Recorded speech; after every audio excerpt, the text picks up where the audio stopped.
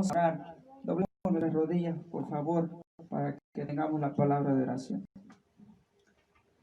Padre nuestro que estás en los cielos, santo, santo es tu nombre. Gracias, eterno Dios, por la semana que nos has dado. Gracias por la bendición de la vida. Gracias, Señor, por los alimentos. A pesar, Señor, de nuestra condición humana en pecado, tú muestras tu gran misericordia sobre nosotros. Bendice, Señor, a los que están pasando momentos difíciles. Conoces la lista que tenemos de peticiones, Padre eterno. Cada uno de ellos lucha contra un problema de salud, lucha contra esta situación que hoy en día atormenta al mundo y que ha golpeado y ha tocado también a tu pueblo. Te suplicamos tengas misericordia de nosotros. Bendice en esta hora, Señor, tu palabra. El mensaje que sea expuesto sea de bendición. Gracias por un sábado más, Señor, sobre esta tierra. Que sea, Señor, una delicia, como mencionó el profeta Isaías, estar contigo durante estas 20 horas. Bendice a tu pueblo, iglesia, que nos ve por medio de, Señor, de la transmisión, a los que lo verán, Señor, tú con cada uno de ellos. Todas estas cosas te las pedimos en el nombre de Cristo Jesús. Amén, Señor. Amén. Muy bien, en el nombre de nuestro Dios, entonces tengamos un feliz sábado y que la paz de nuestro Dios pueda ser con cada uno de nosotros en estas horas o en este día santo de nuestro Dios. Es un privilegio entonces poder estar delante de nuestro Dios y por medio de esta transmisión y poder compartir el mensaje de esperanza, el mensaje de verdad presente para este tiempo. Vamos a comenzar después de la oración que hemos realizado, pedirle al Señor que Él nos pueda acompañar durante nuestro estudio de esta noche ya de sábado. Y vamos a entonces comenzar y voy a presentarles entonces en el nombre de nuestro Dios el mensaje que hemos preparado para esta ocasión. Le hemos titulado como lo siguiente: ¿cómo se obtiene la misericordia de nuestro Dios? ¿Sí?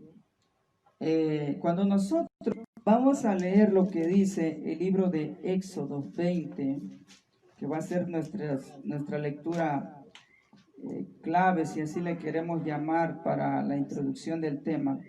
En el libro de Éxodo 26, ¿sí? Éxodo 26, dice la escritura: y que hago misericordia a quienes nuestro Dios le aplica su gran misericordia. Dice la misma escritura en la cita, que hago misericordia a millares de los que me aman. ¿Y qué más?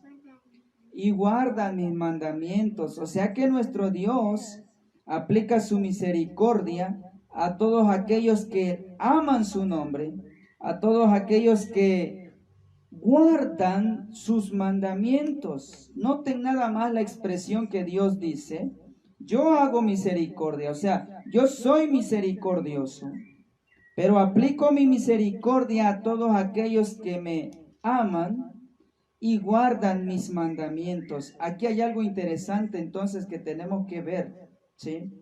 La palabra de nuestro Dios es claro en esta noche y dice que nuestro Dios aplica la misericordia a aquellos que guardan sus mandamientos, a aquellos que le aman. Cuando Jesús estuvo en esta tierra dijo: si me amáis, ¿qué debe de hacer? Si me amáis, guarda mis mandamientos.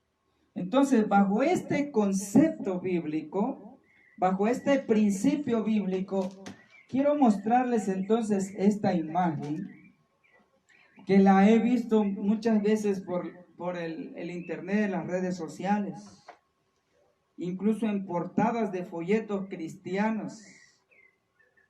Hemos visto a esta imagen a donde se ilustra a un supuesto Jesús, ¿sí? Y poniéndole un manto blanco sobre el pecador, ¿sí? Pero yo quiero que observemos muy bien qué condición muestra el pecador allí. ¿Cómo están las ropas del pecador? ¿Cómo están? Están sucias, ¿verdad? Y sobre ese manto sucio, aparentemente se le pone el manto de justicia o el manto puro, que en este caso entonces es blanco, sobre ese pecador. Ahora vamos a estudiar en esta noche, mediante la escritura y mediante citas bíblicas, si esta situación, a donde nosotros lo vemos aquí en un dibujo, en una gráfica, en una representación, es considerado apto o considerado correcto ante los ojos de Dios. Porque la idea del cristiano, y me ha tocado platicar con más de uno, y dice, no, pues es que Dios, cuando Jesús venga, dice el apóstol Pablo, que Él nos va a transformar en un abrir y cerrar de ojos. Entonces ahí nos va a quitar toda impureza, todo pecado, toda mancha. Y por eso el cristiano hoy cree que así nuestra condición sucia viene Cristo y nos pone el manto de justicia blanco y puro sobre esa situación. Y esto es algo que tenemos que estudiarlo, ¿sí? Detalladamente. Por eso el título que le colocamos es ¿cómo se obtiene la misericordia de Dios? Y ya leímos Éxodo 26, y que hago misericordia a millares de los que me aman y guardan mis mandamientos. Eso lo dijo Dios, y cuando estuvo Jesús sobre esta tierra, dijo las siguientes palabras: si me amáis, guarda mis mandamientos. Ahora, en base a esta imagen y al título que hemos colocado, vamos a estudiar entonces lo siguiente. Y la siguiente pregunta dice, ¿qué es pecado? Porque tenemos que comenzar de raíz. ¿Qué es pecado? ¿Y qué dice la Escritura referente a qué es el pecado? ¿Qué definición nos da la Biblia respecto a qué es el pecado? Y la palabra de nuestro Dios nos responde en 1 de Juan 3:4 y en Santiago 4:17. Todo el que comete pecado, dice la Escritura, infringe también, ¿qué cosa? ¿Qué ha pisoteado? ¿Qué ha infringido aquel que se le considera como pecador? Infringe también la ley. Pues el pecado, ¿qué cosa es? Es infracción de la ley. Ahora, el pecado no es otra cosa más que haber violado los mandamientos de Dios, la ley de Dios. Santiago 4:17 nos dice lo siguiente: y al que sabe hacer lo bueno y no lo hace, ¿cómo se le considera? Le es pecado. O sea, violar la ley de Dios, infringir la ley de Dios es pecado. Aquel que sabe lo bueno y no lo hace es pecado. Ahora, ¿cómo sabes tú que robar es malo o robar es bueno? ¿Cómo sabes tú que matar es bueno o es malo? ¿Cómo lo sabes? ¿Cómo lo sabes que al decir mentiras es pecado? Decir cosas que no son sobre tu prójimo es pecado. ¿Cómo lo sabes? ¿O quién te dijo que eso es malo? ¿Sabe quién nos dijo? La ley de Dios. No robarás, no matarás, no cometerás adulterio, ¿sí? No hablarás falso testimonio. Honra a tu padre y a tu madre. ¿Quién nos da a entender, quién nos da a conocer qué es pecado? Es la ley de Dios.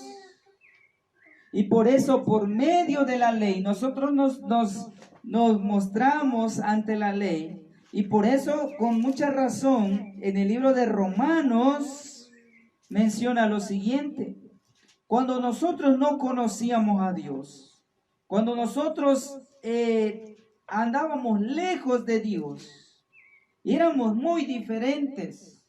Mire lo que dice el libro de Romanos 6:1 en adelante. ¿Qué pues diremos? ¿Perseveraremos en el pecado para que la gracia abunde? Mire lo que está diciendo el apóstol Pablo. Dice, porque como no importa que yo peque, total, ya Cristo murió por mí, la gracia es más grande y no hay pecado más grande que la gracia. Entonces voy a estar allí pecando, pecando, pecando. En todas formas la gracia me va a envolver, así como la imagen que veíamos hace rato. No importa que mi vestimenta esté sucia, va a venir la gracia con su manto blanco y me va a envolver. Eso es lo que está diciendo Romanos 6:1. Pero dice el versículo 2, en ninguna manera, porque los que somos muertos al pecado, ¿cómo viviremos aún en él? ¿Y cuándo morimos nosotros al pecado? ¿Cuándo dijiste el pecado, ya no más? ¿Sí? Ya no más voy a robar, ya no más voy a seguir matando, ya no más voy a adulterio, ya no más voy a hablar falso testimonio, ya no más voy a deshonrar a mis padres. Ya no más pisotearé el sábado, porque sé que el sábado forma parte de la ley de Dios. Tendré a Dios como mi único Dios. No tendré imágenes, no hablaré falso testimonio, no tomaré el nombre de Dios en vano. ¿Por qué? Porque ya no estoy esclavo del pecado. O no sabéis, y aquí está, miren el asunto, o no sabéis que todos los que hemos sido bautizados en Cristo Jesús, hemos sido bautizados en su muerte, porque somos sepultados con él en la muerte por el bautismo, para que como Cristo resucitó de los muertos por la gloria del Padre, así también nosotros andemos en la novedad de la vida. Entonces, cuando nosotros comenzamos a negarnos de esto, dice el apóstol Pablo por medio de Romanos, que cuando nosotros fuimos bautizados, entonces entendimos que morimos al pecado. Y ya entonces, como ya no robamos, ya no cometemos adulterio, ya no ofendemos la ley de Dios, mire lo que dice el versículo 14 y el versículo 15, y muchas veces es malinterpretado, malentendido por el mundo cristiano hoy, el mundo evangélico, porque el pecado no se enseñoreará de vosotros, pues no estáis bajo la ley, sino bajo la gracia. ¿Qué pues pecaremos porque no estamos bajo la ley, sino bajo la gracia? En ninguna manera. Entonces dice el mundo cristiano hoy, comienza a decir, ya no estamos bajo la ley, sino estamos bajo la gracia. Pero lo que la palabra de Dios está diciendo aquí por medio de Romanos es que ya no estás bajo la ley en el sentido de que como ya moriste por medio del bautismo, antes violabas con toda libertad, con toda intención la ley de Dios. Por eso nos importaba poco si estábamos pecando o no contra Dios.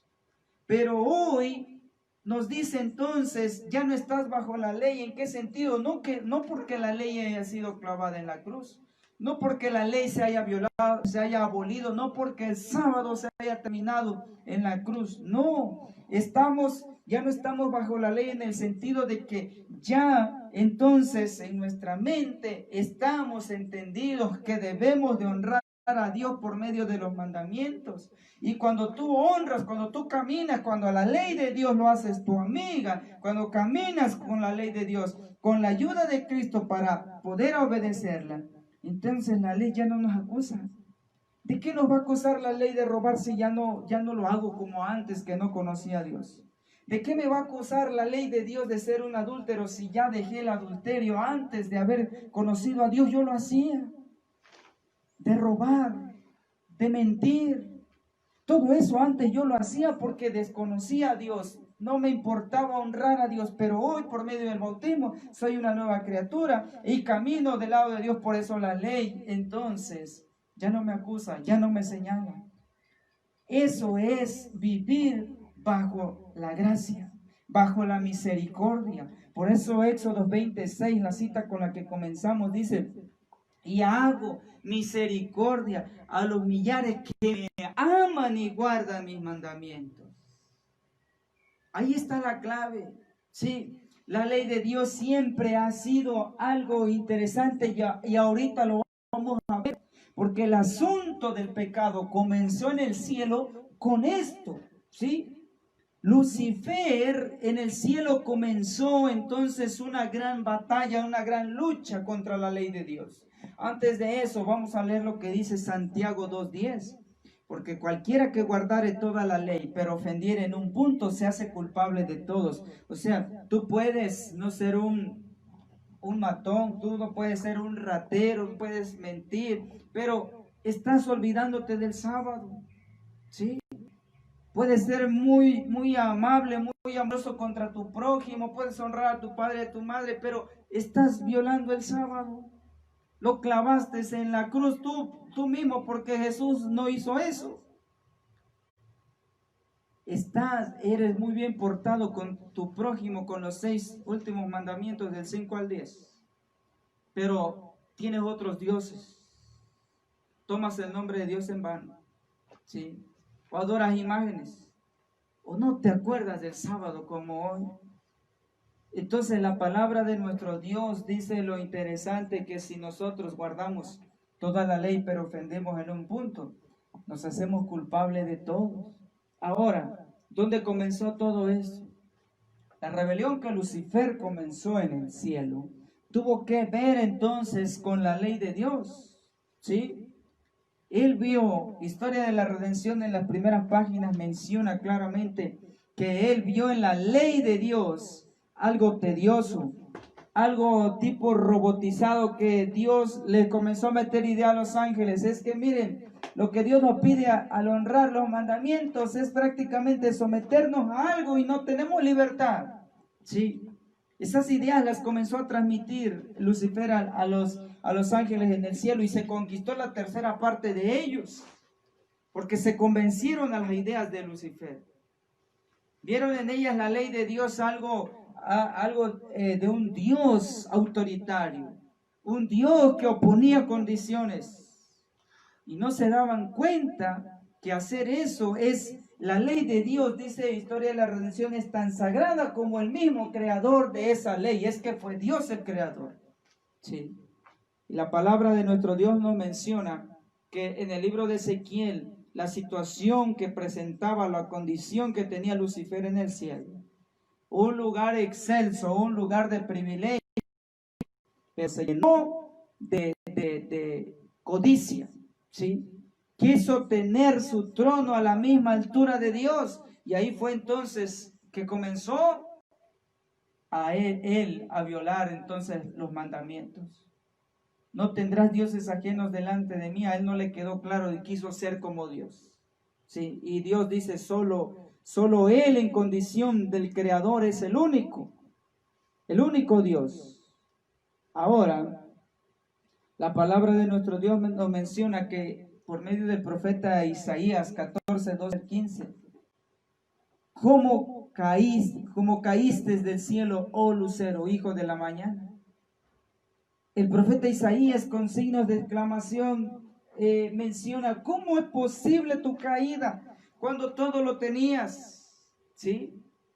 Y aquí nos describe la situación, la codicia de la posición de nuestro Dios. Subirá al cielo en lo alto junto a las estrellas de Dios. Levantaré mi trono en el monte del testimonio, me sentaré a los lados del norte. Es el lugar que únicamente es para Dios. Es el lugar que Dios le concede entonces también a Jesús en el cielo. Y ese lugar fue el que codició entonces Lucifer. Quiso ser como Dios. Santiago dijo claramente que aquel que se dice guardar la ley de Dios pero ofende en un punto, se hace violador de todos los 10 mandamientos. Lucifer codició, quiso ser como Dios, y prácticamente pisoteó los 10 mandamientos. Este ejemplo queda muy claro para todos nosotros hoy, ¿sí? Lo que pasó en el cielo, lamentablemente ocurrió en la tierra con la condición de nuestros primeros padres. Y todo esto ha ocurrido, el pecado ha arrastrado engaño, ha arrastrado apostasía, ha arrastrado infinidad de cosas, mezclas de verdad con mentiras que parecen verdades. Y toda esta situación son consecuencias del pecado. Ahora la palabra de nuestro Dios nos menciona, ya definimos qué es el pecado. ¿Se acuerdan ustedes qué es el pecado? Dice la palabra de Dios que es infringir la ley de Dios. saber hacer lo bueno y no lo hacemos, es contado sobre nosotros por pecado. Ahora, cuando ya entendemos qué es el pecado, Dios nos advierte, tenemos que entender cuáles son las consecuencias del pecado. Porque eso nos ayudará a no caer en pecado. ¿Cuáles son las consecuencias del pecado? Romanos 6:23 dice lo siguiente: porque la paga del pecado es muerte, mas la dádiva de Dios es vida eterna en Cristo Jesús, Señor nuestro. Qué terrible es morir. Qué terrible es tener una experiencia cuando entre nuestros seres queridos entonces van a la tumba, a la muerte. ¿Quién quisiera morir? Nadie, ¿verdad?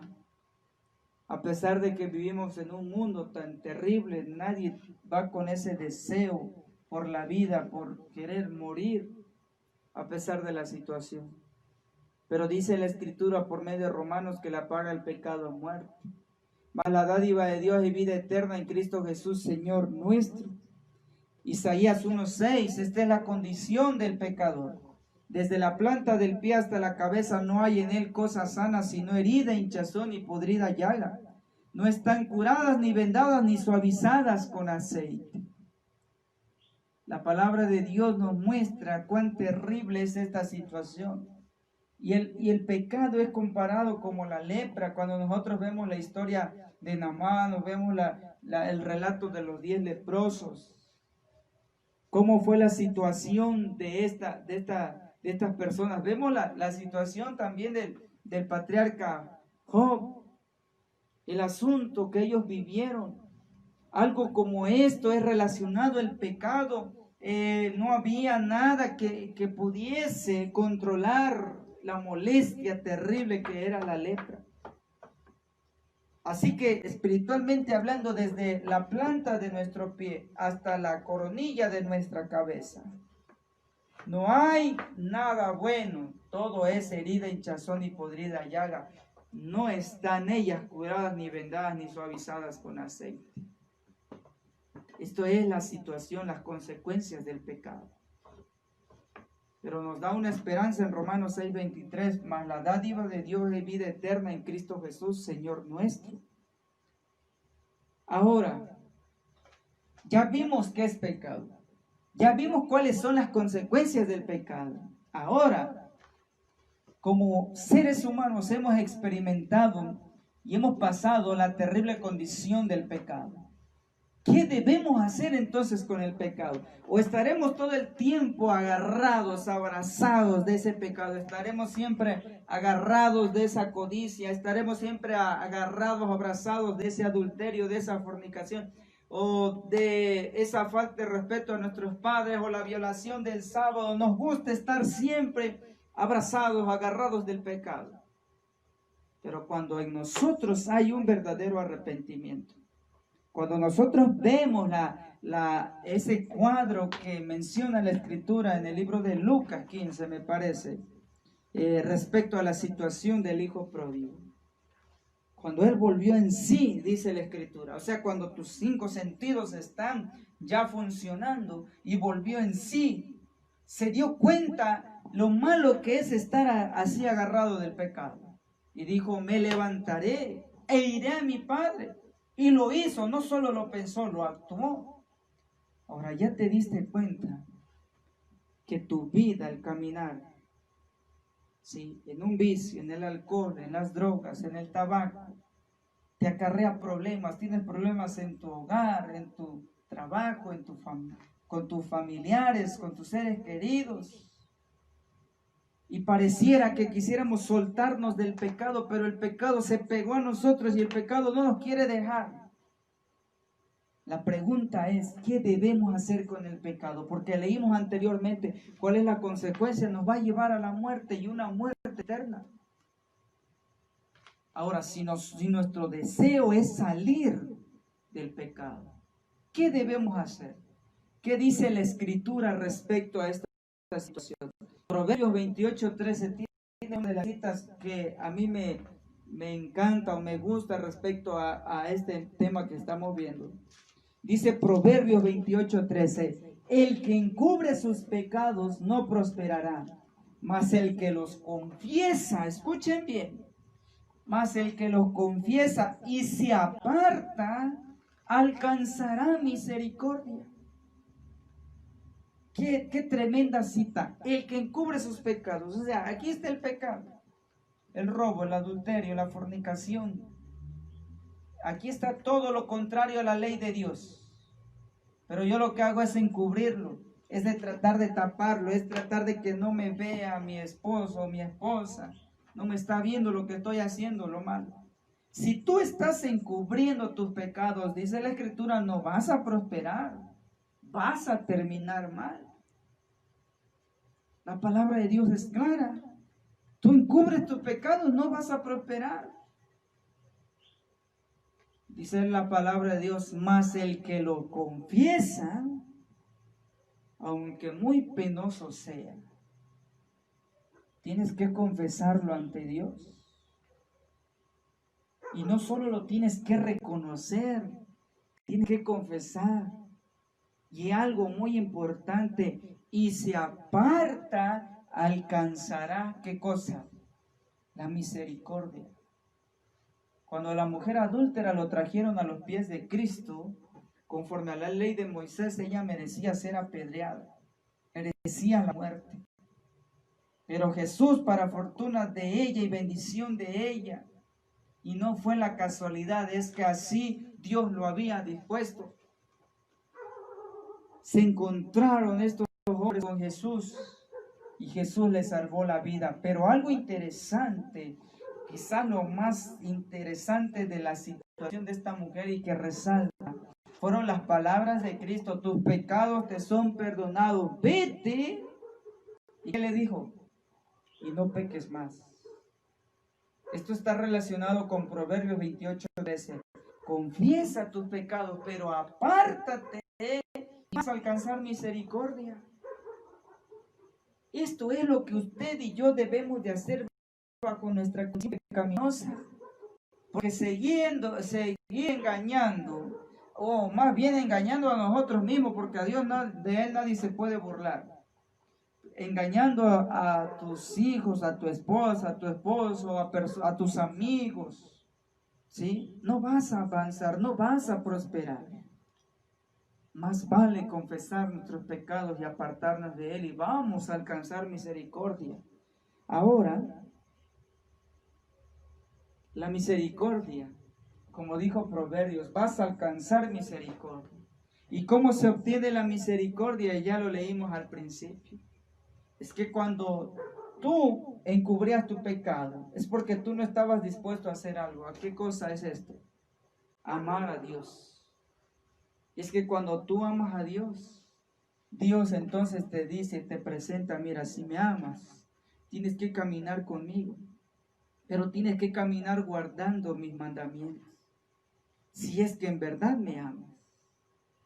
Pero antes de conocer a Dios, como no le queríamos amar, nos deleitábamos en el pecado, saboreábamos el pecado, disfrutábamos el pecado, no queríamos amar a Dios, entonces pisoteábamos los mandamientos. Por eso Proverbios dice que si lo confiesas a Dios y te apartas, vas a alcanzar misericordia. Es que al confesar a Dios, ¿sí? Y esa confesión de pecado hacia Dios te va a hacer apartar, porque Dios te dice: hijo mío, bueno, te perdono, ve y no peques más. Pero el asunto de ve y no peques más, en pocas palabras, es: ahí está mi ley, mírate a mi ley. Que esa ley refleje en tu vida, entonces camina en esa ley. Bueno, es que muchos dicen, es que no se puede, y solo Jesús lo hizo, por eso Él vino a la tierra, porque fue el único que lo hizo. Por eso vino Jesús, para demostrarnos que se puede. Vino en la condición humana, caída, que fue capaz de observar la ley de Dios en su totalidad. Ahora Dios te dice a mí, te dice a ti, que cómo obtener la misericordia de Dios. Bueno, número 1, confiesa tus pecados y apártate de él. Y apartándote, ámame y guarda mis mandamientos. Ahí está la clave que Dios nos presenta. Y por eso no es entendible hoy en el mundo cristiano de decir, bueno, vamos a observar 9 mandamientos, pero el cuarto se quedó clavado en la cruz. Y muchas veces toman la base, y me ha tocado entonces platicar con algunas personas cristianas de otras denominaciones, y nos sacan Colosenses capítulo 2, ¿sí? Versículo 14. Cancelando el manuscrito de las ordenanzas que habían contra nosotros, que nos era contrario, quitándolos de en medio y clavándolos en la cruz. Verso 16. Como todo quedó en la cruz, dicen ellos, por tanto nadie os juzgue en comida o en bebida, o respecto a días de fiestas o luna nueva o de sábados. Y entonces, ¿dónde quedaría Santiago al decir, bueno, si te dices guardar los mandamientos de Dios, pero estás ofendiendo en uno, estás violando todo? ¿Sí? ¿A qué sábado se está refiriendo aquí el apóstol Pablo, que se lo decía a los colosenses? Y escuchen esto, los de Colosa no eran de sangre o descendiente judío. Los colosenses entonces habían aceptado a Jesús. Y los de Colosas no sabían todas esas situaciones que los judíos hacían referente a Levíticos 23. Fiestas de panes y levaduras, la Pascua y todo eso. Hierbas amargas, lunas nuevas. Entonces ellos eran extranjeros a esta situación, y entonces les dice Pablo, no se preocupen, hermanos míos. Todas esas tradiciones, la Pascua quedó clavada en la cruz. Lunas nuevas quedó clavado en la cruz, todas esas fiestas que se hacían. Esos sábados ceremoniales quedaron clavados en la cruz. Ojo con estos sábados ceremoniales, no sábados literales, no sábados semanales. Y por eso, si tú deseas obtener la misericordia de Dios, número 1, confiésale a Dios tus pecados. Apártate de ese pecado. Ama a Dios y guarda sus mandamientos, pero completos. No 9, son 10 los preceptos divinos. Entonces nos dice la escritura, ahí está, Éxodo 21 al 17. No, pero eso fue dado al pueblo de Israel en el desierto, fue dado a Moisés. ¿Sí? Solo déjame recordarte algo, que el cuarto mandamiento comienza diciendo, acuérdate. Si nos está recordando algo es porque ya existía. Y ve al Génesis 2, 1 al 3, ahí lo vas a encontrar en la semana de la creación. Reposado, bendito y santificado ese día sábado, el séptimo día. Lo único que Dios le estaba diciendo a Israel por medio de Moisés, acuérdense, porque eso ya está desde la creación de este mundo. Y Adán y Eva no eran judíos. ¿O qué nacionalidad tenía Adán y Eva? Eran japoneses, eran americanos, eran mexicanos, eran guatemaltecos, ¿Qué nacionalidad tenía Adán y Eva? Adán y Eva representaban a la raza humana. Y a la raza humana Dios nos está diciendo, acuérdate del sábado para santificarlo. ¿Sí? Y te está diciendo, no es posible, mundo cristiano, te dices guardar la ley de Dios, quieres guardar solo 9 y omitir. El mandamiento olvidado es el cuarto. Si en verdad queremos disfrutar de la gracia, de la misericordia de Dios, guardemos los mandamientos. Y esto es un llamado al pueblo cristiano, ¿sí? Y pueblo cristiano es todo aquel que se dice creer en Cristo. Guarda los mandamientos. Ahora, ¿qué ejemplo usted y yo debemos de seguir? Dice la escritura en el libro de Primera de Juan 2:6, el que dice que permanece en él, debe andar como él anduvo. En pocas palabras, el que dice ser cristiano debe andar como él anduvo. ¿Y cómo anduvo Jesús? ¿Cómo fue Jesús? Dice la escritura, ¿cómo anduvo Cristo? Segunda de Corintios 5:21. Al que no conoció pecado, por nosotros lo hizo pecado, para que nosotros fuésemos hechos justicia de Dios en él. Dice la palabra de Dios que Jesús no conoció pecado. Y muchos entonces malinterpretan, es que Él es el Hijo de Dios. Una persona santa anduvo sobre esta tierra y no conoció, por eso no conoció pecado, no pecó. Ahora llama la atención la siguiente parte del versículo. Por nosotros lo hizo pecado. ¿Para qué? Para que por nosotros fuésemos hechos justicia de Dios en él. ¿Cómo funciona esto? No conoció pecado, pero por nosotros lo hizo pecado. ¿Recuerdan ustedes cuando Jesús estaba en la cruz? Una de sus últimas palabras de Jesús fue: Dios mío, ¿por qué me has, qué cosa? ¿Por qué me has desamparado? ¿Me has dejado? ¿Me has abandonado? ¿Se sintió solo Jesús? La pregunta es, Dios lo había desamparado. ¿Por qué expresó esas palabras Cristo entonces? Romanos dice que la paga del pecado es muerte. Si Jesús no pecó, ¿por qué murió? Si Él no pecó. Pablo dice, por nosotros lo hizo, o sea, por ti, por mí. Tuvo que pasar la muerte porque nosotros merecíamos una muerte eterna, perdidos para siempre. Pero la gracia, la justicia de Dios fue manifestada por medio de Cristo en la cruz del Calvario. Sí. Entonces la palabra de Dios dice, ¿cómo venció Jesús?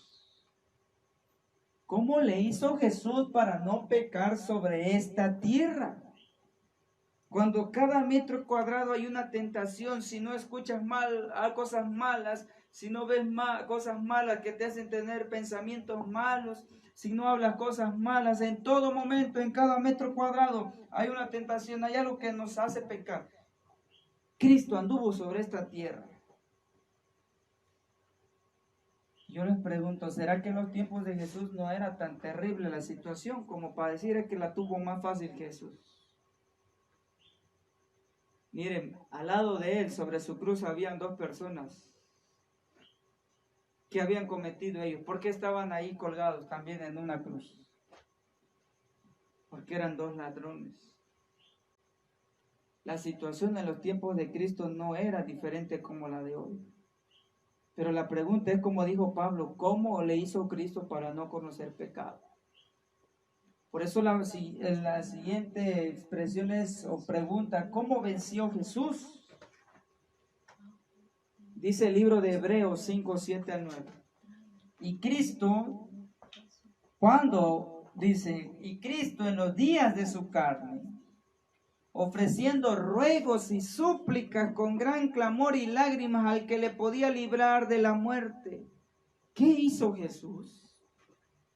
¿Qué hizo el Hijo de Dios? ¿Qué hizo nuestro Señor Jesús? Sí, algunos dicen, pues vino en la condición santa, humana pero santa.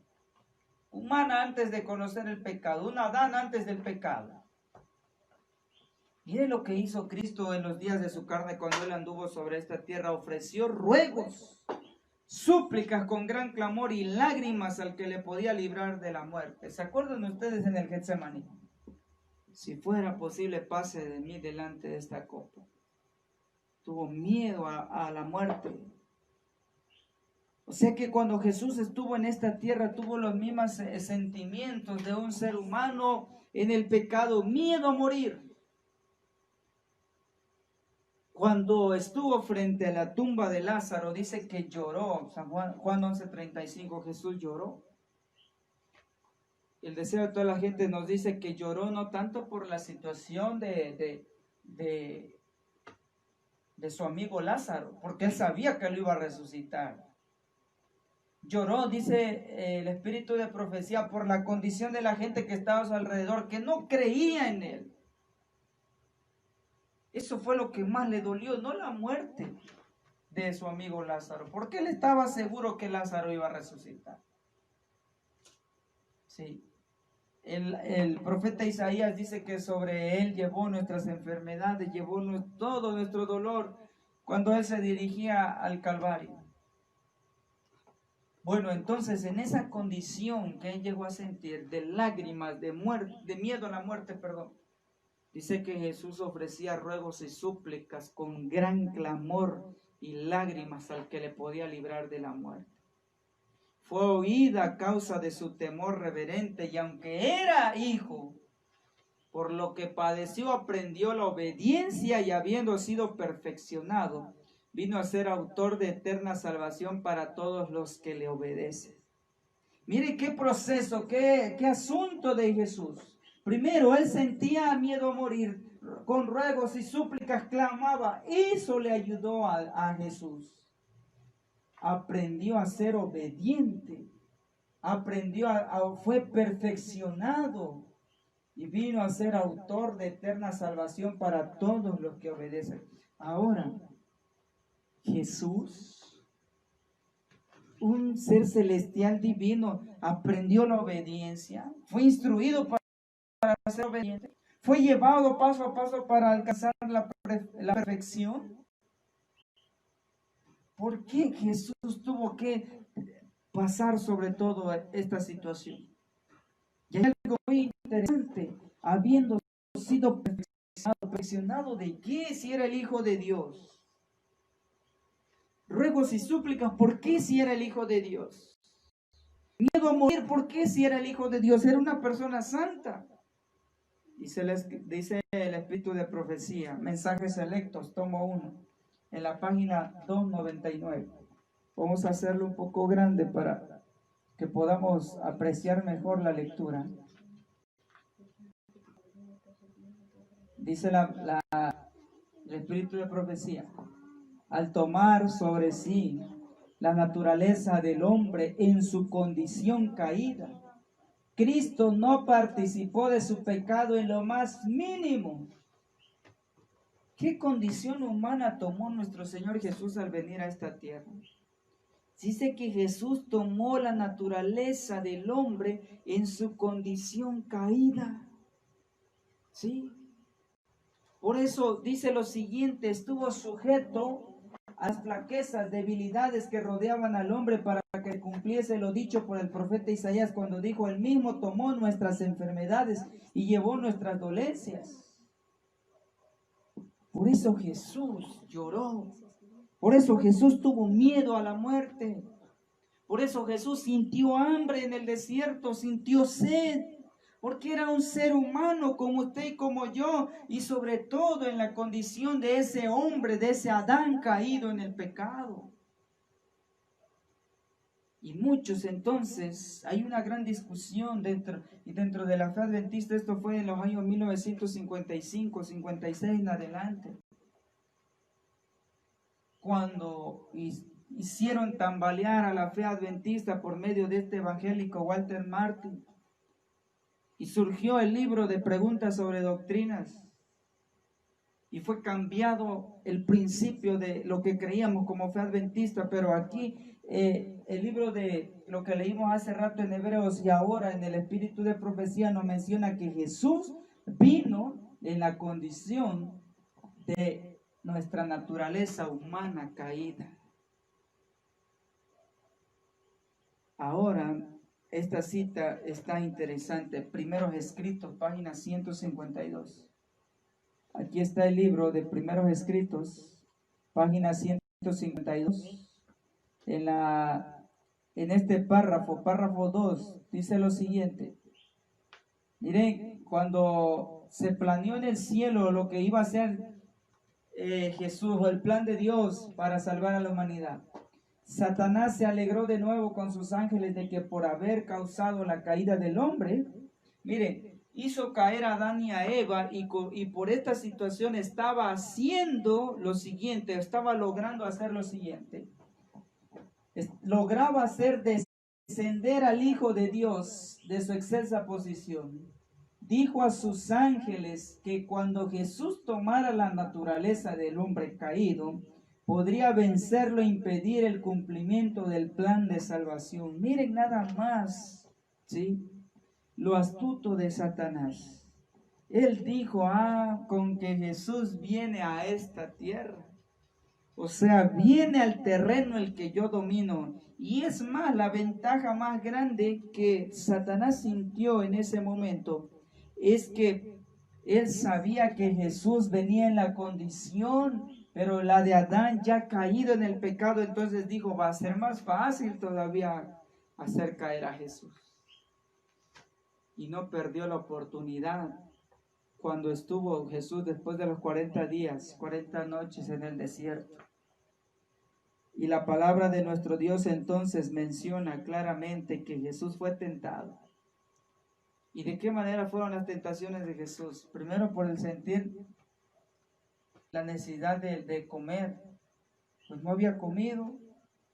¿Cómo sentirías tú si no comemos 40 días sin probar un bocado de alimento? Sería terrible, ¿verdad? Satanás sabía eso, era un ser humano como usted y como yo. Ahora, Satanás se llevó un gran chasco. No pudo vencer a Jesús. Deseo de toda la gente, página 104, en el párrafo 3, dice, así podemos. Escuchen esto. Esto es para usted y para cada uno de nosotros quienes deseamos alcanzar la perfección como Jesús lo logró. Así podemos nosotros resistir la tentación y obligar a Satanás a alejarse. Jesús venció por la sumisión a Dios y a la fe en Él. O sea, aunque era el Hijo de Dios, se tuvo que ser sumiso, se tuvo que someter a Dios y a la fe en Él. Ahora, si Jesús, el Hijo de Dios, sintió la necesidad de hacer eso, ¿quiénes somos nosotros como para no hacerlo? Y mediante el apóstol nos dice, someteos pues a Dios, resistid al diablo y de vosotros huirá. Allegaos a Dios y Él se allegará a vosotros. No podemos salvarnos a nosotros mismos del poder del tentador. Él venció a la humanidad y cuando nosotros tratamos de resistirle con nuestra propia fuerza, caemos víctimas de sus designios. Pero torre fuerte es el nombre de Jehová. A Él correrá el justo y se levantará. Satanás tiembla. Escuchen esto. Satanás tiembla y huye delante del alma más débil que busca refugio en ese nombre poderoso. Cuando nosotros vivíamos alejados de Dios, Satanás hacía lo que quería con nosotros. Nos tenía entrampados en el pecado de la fornicación, del adulterio, del robo, del falso testimonio, de algún vicio, ¿sí? Nos tenía atrapados. Pero cuando nosotros hacemos como el hijo pródigo, nos levantamos y venimos ante el Padre Celestial, por muy débil, por muy pisoteado, por muy ahogado en el lodo cenagoso que hayamos estado, venimos y todos débiles, pero pedimos refugio a Dios. Dice que Satanás ahora tiembla y huye delante del alma más débil que busca refugio en el nombre poderoso. Alabado sea Dios por eso. Tenemos nosotros, si la misma palabra de Dios dice que Satanás anda como un león rugiente, por el otro lado la misma palabra de Dios dice que tenemos la ayuda del león de la tribu de Judá, que es Cristo Jesús. ¿Sí? ¿Y quién va a vencer? ¿Quién de esos leones, el león que anda como todo rugiente o el león de la tribu de Judá? ¿Quién vencerá? ¿Sobre quién quieres encontrar tú esa protección? Sobre el nombre que está sobre todo nombre, que es el de Cristo Jesús, nos conviene estar.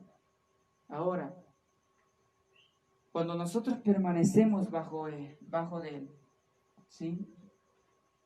¿Qué encontramos nosotros? En el libro de 2 de Corintios 5:17 dice lo siguiente: de modo que si alguno está en Cristo, nueva criatura es. Las cosas viejas pasaron, y aquí todas son hechas nuevas.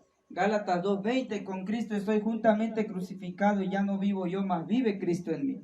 Y lo que ahora vivo en la carne, lo vivo en la fe del Hijo de Dios, el cual me amó y se entregó a sí mismo por mí. Ahora, en esta cita queremos nosotros profundizar un poquito más. Dice la palabra de Dios, el apóstol Pablo: ya no vivo yo, mas vive Cristo en mí. Lo que ahora vivo en la carne, lo vivo en la fe del Hijo de Dios. Aquí hay algo muy importante, porque ¿qué es la vida en la carne? ¿Qué es el deseo de la carne?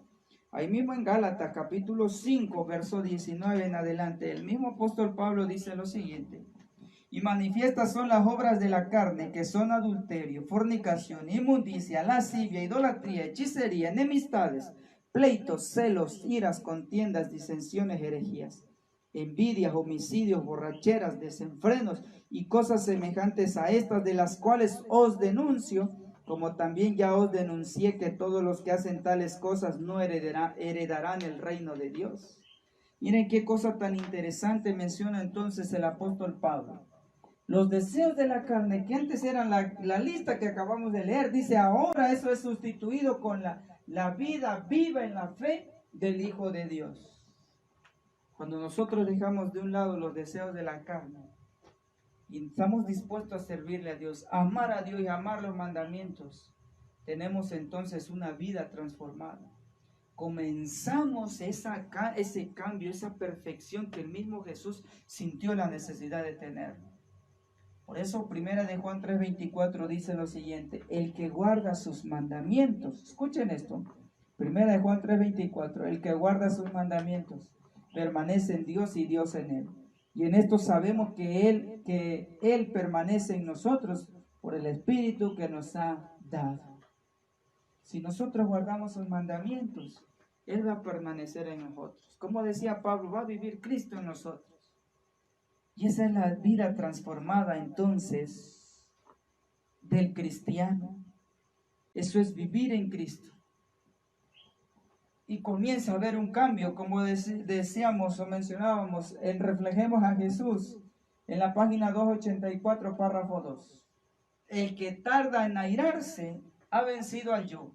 O sea, eso que vive en ti hoy, lejos de Dios, ¿sí? El yo es el enemigo más poderoso que el hombre tiene que enfrentar. La mayor evidencia de nobleza en un cristiano es el dominio propio. El que puede permanecer inconmovible en medio de una tormenta de ultrajes es uno de los héroes de Dios. ¿Y cómo vamos a dominar al yo? ¿Cómo vamos a dominar al pecado? Cuando nosotros estamos en Cristo, cuando hemos dejado los deseos de la carne y ahora ese deseo es sustituido por la vida en la fe del Hijo de Dios. Ahora, esto es la gran pregunta entonces, después de lo que hemos venido estudiando. ¿Se podrá vencer entonces el pecado acá en la tierra? Eso es como un boom, como una bomba entre el mundo cristiano, evangélico y sobre todo ahora en el adventismo. ¿Se podrá vencer el pecado acá en la tierra? ¿Qué pensamos nosotros? ¿Y qué se puede o no se puede? Dice la palabra de nuestro Dios. Hebreos 12:14. ¿Qué dice el libro de Hebreos 12:14? Seguid la paz con todos. O sea, seguir la paz con todos quiere decir con tu prójimo está bien, debes de estar bien. Los 6 últimos mandamientos, el amor al prójimo, tienes que estar bien. Ahora, además de eso, y la santidad, sin la cual nadie verá al Señor. Yo les pregunto, ¿alguien de nosotros se considera santos? Pero si no logramos la santidad, no vamos a poder ver al Señor. ¿Y qué es la santidad? Apocalipsis 14:12, aquí está la paciencia de los santos, los que guardan los mandamientos de Dios y la fe de Jesús. Es cuando alcancemos, por la gracia y la misericordia de Dios, a guardar los mandamientos de Dios en su totalidad. Dios entonces, y con la ayuda de Cristo, Dios entonces nos considera santos. Y solo de esa manera vamos a poder conocer al Señor, ver cara a cara a nuestro Dios. ¿Qué hacen los mandamientos entonces de nuestro Dios en nuestra vida? ¿Por qué es necesario guardar la ley de Dios? Salmos 19:7 dice lo siguiente: la ley de Jehová es perfecta, que convierte el alma. El testimonio de Jehová es fiel, que hace sabio al sencillo. La situación que nos presentaba, ¿por qué Dios a lo largo de la historia siempre a su pueblo le está pidiendo los mandamientos? Guarda los mandamientos. Porque por medio de Salmo nos dice que la ley de Jehová es perfecta, que convierte el alma. El testimonio de Jehová es fiel, que hace sabio el sencillo. Y Apocalipsis 14:12 dice claramente que la santidad la vas a alcanzar con estas dos cosas: la ley de Dios y el testimonio de Jesús. Y Satanás sabe muy bien eso, por eso viene sabe que Jesús alcanzó la perfección en esta tierra, y entonces sabe que hay un pueblo que está buscando, porque Dios está pidiendo esa misma perfección, y sabe Satanás que hay un pueblo que lo está buscando, y como él sabe que esta situación se está dando, aún sea un pequeño remanente, entonces Satanás le está haciendo guerra a la mujer, o sea, a la iglesia, y le hace guerra aún al resto de la descendencia de ella, porque el resto de esa mujer, de esa iglesia, guarda los mandamientos de Dios y tiene el testimonio de Jesucristo. Tiene esas dos cualidades o esas dos condiciones que te hace perfecto y te hace sabio, y por eso Satanás va sobre ese pueblo y está buscando entonces destruirlo. En el libro de Primera de Juan 3:1 dice lo siguiente: mirad cuál amor nos ha dado el Padre, para que seamos llamados hijos de Dios. Por esto el mundo no nos conoce, porque no le conoció a Él. Ahora somos amados, ahora somos hijos de Dios, y aún no se ha manifestado lo que hemos de ser, pero saben, cuando Él se manifieste, seremos semejantes a Él. ¿Sí? Todo aquel que comete pecado infringe la ley de Dios, pues el pecado es infracción de la ley. ¿Sabéis que Él apareció para quitar nuestros pecados y no hay pecado en Él? Todo aquel que permanece en Él no peca. Todo aquel que peca no le ha visto ni le ha conocido. El que hace justicia es justo como Él es justo. El que practica el pecado es del diablo, porque el diablo peca desde el principio. Para esto apareció de Dios, para deshacer las obras del diablo. Dice claramente la Escritura que no hemos alcanzado todavía. Por eso Dios nos exhorta a buscar en Dios, a buscar en Cristo Jesús la ayuda para alcanzar la perfección. Todo aquel que aborrece a su hermano es homicida, y sabéis que ningún homicida tiene la vida eterna permanente en él. Primera de Juan 3:24: el que guarda sus mandamientos permanece en Dios y Dios en él. Y en esto sabemos que Él permanece en nosotros por el Espíritu que nos ha dado. Una vez más, concluimos que para permanecer en Cristo Jesús, para alcanzar la perfección, para alcanzar la santidad, tenemos que guardar los mandamientos de Dios. Ahora, por medio de esto, encontramos algo interesante. El Espíritu de Profecía nos menciona la justicia. ¿Qué es la justicia? La justicia es obediencia a la ley. Porque la ley demanda justicia, y ante la ley el pecador debe ser justo, pero entonces es incapaz de serlo. La única forma es que pueda obtener la justicia es mediante la fe. Por fe puede presentar a Dios los méritos de Cristo, y el Señor coloca la obediencia de su Hijo en cuenta del pecador. Vamos a ejemplificar esto. Aquí está la ley de Dios, aquí estoy yo como pecador. Yo ante la ley que es justa, que es perfecta, que es santa, que es sabia, yo debo de ser perfecto ante la ley. Pero yo como pecador, Carlos, no puedo serlo, porque se me dificulta obedecer la ley de Dios. Entonces, ¿qué pasa allí?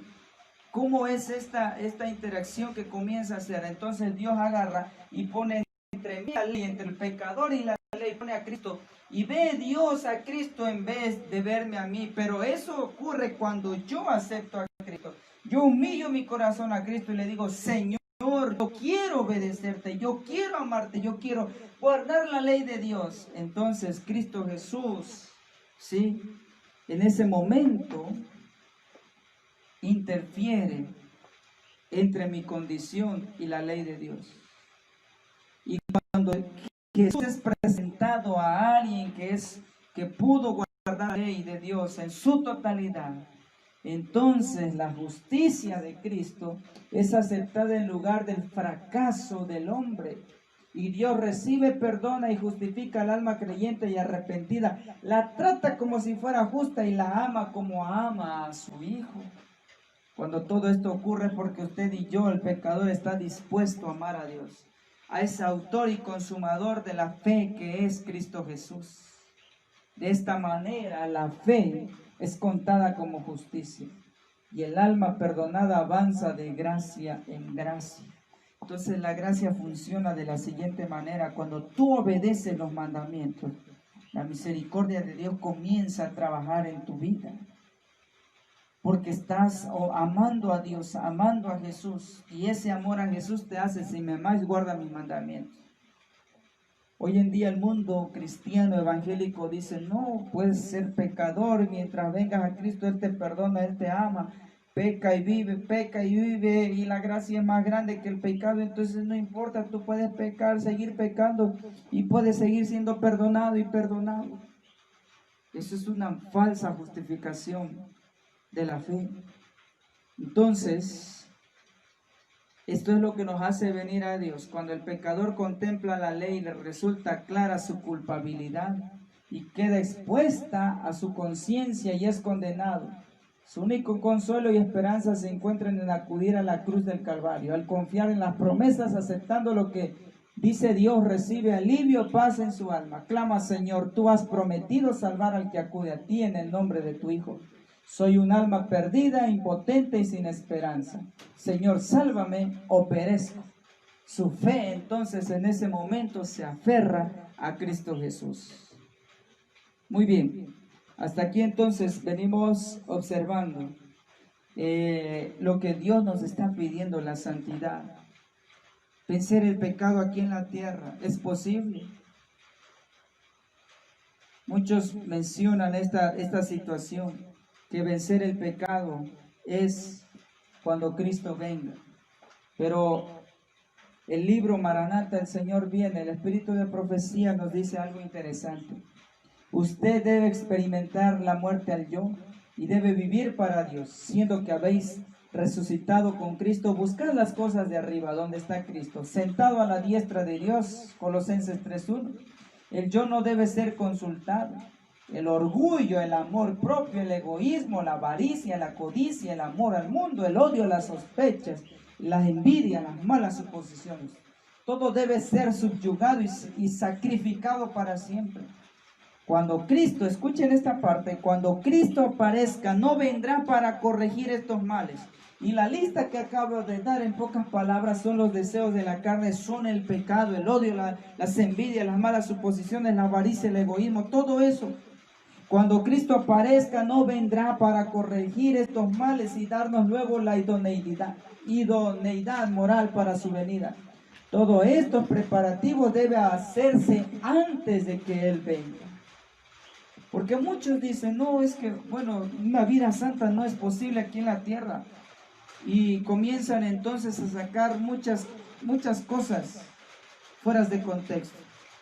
Si os habéis convertido en extraños y no habéis sido cristianos de acuerdo con la Biblia, convertíos, porque el carácter que adquiriráis durante el tiempo de gracia será el carácter que tendréis cuando venga Cristo. Hoy vivimos bajo la gracia. Y ese carácter que usted y yo consigamos en este tiempo es el mismo carácter que tendremos cuando Cristo venga. Si queréis ser santos en el cielo, debéis ser santos primero en la tierra. Ahí está el asunto. Los rasgos del carácter que cultivéis en la vida no serán cambiados por la muerte ni por la resurrección. Saldréis de la tumba con la misma disposición que manifestabas en vuestro hogar y en la sociedad. Jesús no cambia nuestro carácter al venir. La obra de transformación debe hacerse ahora. Nuestra vida diaria determina nuestro destino. ¿Sí? Ahora, ¿qué es lo que promete entonces Cristo hacer cuando venga? Cuando dice por medio del apóstol Pablo, ¿sí? Esa transformación que habla, que seremos transformados en un abrir y cerrar de ojos. Muchos dicen: es ahí a donde el pecado se nos quitará por completo. Primera de Corintios 15, 51 al 52. Aquí os digo un misterio: no todos dormiremos, o sea, no todos vamos a morir, pero todos seremos transformados. Ahí está esa transformación. ¿De qué transformación está hablando? ¿Me va a quitar el pecado? ¿Me va a hacer santo en ese momento? En un momento y abrir y cerrar de ojos a la final trompeta, porque se tocará la trompeta y los muertos serán resucitados incorruptibles y nosotros seremos transformados. Los que no conozcan muerte serán transformados. Pero ¿qué tipo de transformación dará Cristo cuando Él venga? Continúa diciendo Pablo. Porque es necesario que esto incorruptible se vista de incorrupción. esto mortal se vista ¿de qué cosa? De inmortalidad. O sea que lo que Cristo va a cambiar en ti, va a cambiar en mí, en cada hijo suyo, cuando Jesús venga, que es lo corruptible, esto que es condenado a muerte, esto mortal, se transforma y se vista de inmortalidad.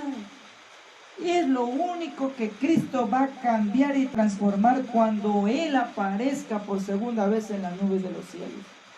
Y cuando esto corruptible se haya vestido de incorrupción y esto mortal se haya vestido de inmortalidad, entonces se cumplirá la palabra que está escrita: sórbida es la muerte en victoria. ¿Sí? Vamos a volver a ser semejantes a lo del principio. Génesis 1:26.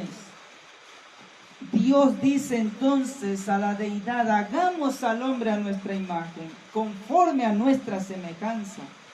Esa imagen que se fue deteriorando por causa del pecado, ahora se va a volver a retomar porque seremos transformados.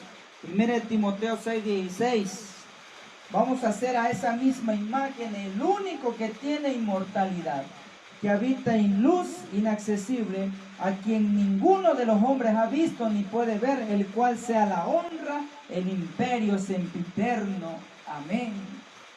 Entonces nosotros tenemos que alcanzar la santidad, vencer el pecado hoy, antes de que la gracia se termine. Por eso el profeta Isaías dice: venid luego, dice Jehová, y estemos a cuenta. Si vuestros pecados fueren como la grana, como la nieve serán emblanquecidos; si fueren rojos como el carmesí, vendrán a ser como blanca lana. O sea que tu vida nueva, ¿se acuerdan de la imagen con la que comenzamos? Aquí está la diferencia, ¿sí? El cristiano hoy piensa que así me va a recibir Jesús, todo lleno de pecado, todo sucio, y así sucio me va a poner entonces la vestidura blanca. Yo te quiero decir cómo se siente cuando alguien no se ha tomado un baño o una ducha, como dicen en otros lugares, y así sucio, o ropa sucia, y te pones sobre ella una limpia. ¿Cómo se siente? ¿Te sientes cómodo? ¿Verdad que no? Pero el cristiano piensa que hoy no importa, peca, sigue pecando, total, la gracia te va a envolver y te va a presentar limpio, santo ante Dios. Pero el concepto bíblico no es eso. El concepto es que tengamos una transformación, una vida santa, que esa vida santa, como la imagen diferente a la de abajo, ¿sí?, la podamos conseguir aquí en la tierra con la ayuda de Cristo Jesús. Venid luego, dice el profeta Isaías, y estemos a cuenta. ¿Sí? ¿Cuándo es el momento de estar a cuentas con Dios? ¿O es cuando Jesús aparezca en los cielos, le voy a pedir perdón, que me santifique, que en ese momento me purifique? No, ya vimos por medio del apóstol Pablo. La transformación que Pablo nos garantiza es este cuerpo corrupto que está condenado a muerte, se transforme a inmortal. ¿Sí? Y Dios nos pide entonces en esta noche, en este sábado, una vida santa. Y esto es una invitación para todos ustedes, hermanos y amigos, ¿sí?, que nos escuchan, que nos ven por medio de la transmisión. Dios nos está llamando hoy. Hoy es el tiempo de salvación. Veamos a Jesús mientras pueda ser hallado, porque el tiempo se terminará. Y cuando tú lo desees, el tiempo se habrá acabado. Que Dios pueda entonces bendecir su palabra. Y Dios pueda entonces transformarnos al carácter de Cristo Jesús hoy en esta tierra, mientras Él nos presta y nos regala la vida.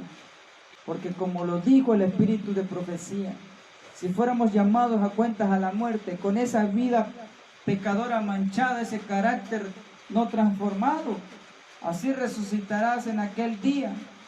Pero si estamos mal ante Dios, vamos a gozar y a disfrutar la segunda muerte y una muerte eterna. Yo creo que eso no lo queremos, ¿verdad? Lo que quisiéramos es gozar una vida eterna con Cristo Jesús.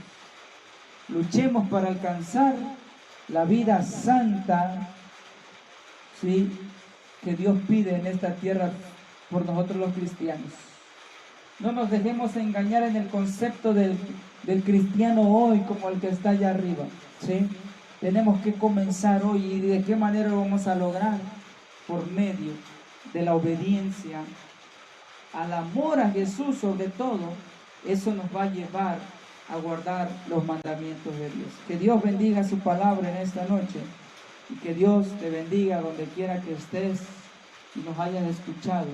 Vamos a terminar con una palabra de oración en esta noche y vamos a orar por cada uno de nosotros, que Dios nos ayude entonces a ser transformados día a día en el nombre de nuestro Señor Jesús. Vamos a colocarnos de rodillas para terminar entonces con nuestro culto en esta hora. Padre nuestro que estás en los cielos, santificado, alabado es tu nombre. Gracias te damos porque tu palabra es una palabra tan clara, una palabra de promesas para el pecador arrepentido. Venid luego, dice tu palabra.